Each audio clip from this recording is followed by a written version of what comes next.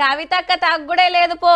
Ambassador కార్లకెళ్ళి దిగిన కాంచి ఇంత రువ్వడి చూపించుకుంటా జిల్లాలన్నీ తిరిగి చాలా మందిని కలిసి మాట్లాడి పార్టీ పెట్టేదానికి తయారైతాంది.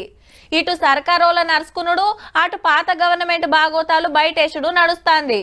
11 ఏండ్ల కాంచి రాజకీయంలో పడి ఉద్యమకారులు అమరుల కుటుంబాలు ఎన్నడో యాద్మర్చినట్టయిందనే గీ మీటింగ్ పెట్టిందట. పాత తెలంగాణ తల్లిని గొలుసుకుని కొత్తగా ఉద్యమకారుల లడాయి షురూ చేసింది కవితక్క. హైదరాబాద్ ఆర్టీసీ కళ్యాణ మండపంలో మీటింగ్ పెట్టి తెలంగాణ ఉద్యమకారుల రిజిస్ట్రేషన్ యాప్ తెచ్చింది. అందులో వివరాలు రాస్తే గుర్తింపు కార్డులు ఇస్తారట.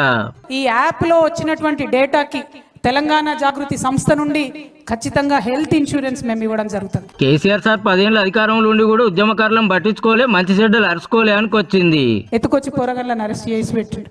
అది నచ్చలేదు తెలంగాణ ప్రజలకు. అందుకే అధికారానికి దూరమైన తప్పితే ఇంకొక మాట కాదు. అహంకారం అనేటటువంటిది, ఆ యొక్క సహనశీలత లేకపోవడం అనేటటువంటిది కరెక్ట్ కాదు. ఆ పెద్ద మనిషి ఆ ఆకాంక్షలు పట్టించుకోలేదు కాబట్టి అధికారం కోల్పోయింది. మీరు కూడా ఈ ఆకాంక్షలను పట్టించుకోకపోతే బంగ్లా బయటికి గుంజుతారు రెడ్డి గారు మిమ్మల్ని. ఎలక్షన్ల ముంగట చెప్పినట్టు ఉద్యమకారులకు ఇండ్ల జాగా పింఛనీయాలనే డిమాండ్ తో పాటు ప్రైవేట్ జాబులు 100కి 20 తెలంగాణ వాళ్ళకే ఇచ్చేటట్టు ఆర్డర్ దేవాలని కోరింది సర్కారును. 25,000 రూపాయల పెన్షన్ ప్రతి అమరవీరుల కుటుంబానికి ఇస్తా అన్నారు. ప్రతి అమరవీరుల కుటుంబానికి ఒకరికి ఉద్యోగం ఇస్తామన్నారు.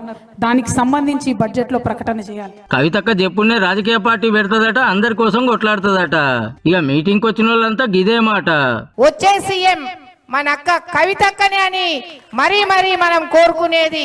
ఈ సభను చూస్తా ఉంటే ఖచ్చితంగా నెక్స్ట్ సీఎం కవితక్కే అనిపిస్తా ఉంది. తెలంగాణ తొలి మహిళా ముఖ్యమంత్రి కాబోయే కవితక్క గారు.